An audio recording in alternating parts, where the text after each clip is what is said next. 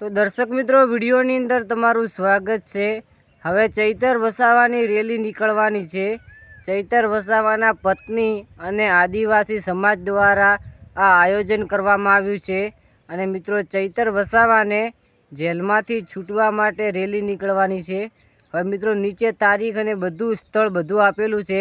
અહીંયા તમે સાઈડમાં ફોટો જોઈ શકો છો કે આપણે કોઈ ફેક ન્યૂઝ નથી, પરંતુ રિયલમાં આ છે કે ચૈતર વસાવાની પદયાત્રા નીકળવાની છે। જી હા મિત્રો, આદિવાસી સમાજ અને એમના લોકો આ રેલી નીકાળવાના છે, કારણ કે ચૈતર વસાવાને 2 મહિના જેવું થઈ ગયું, હજુ સુધી જેલની અંદરથી છૂટ્યા નથી અને તેઓને ન્યાય મળ્યો નથી।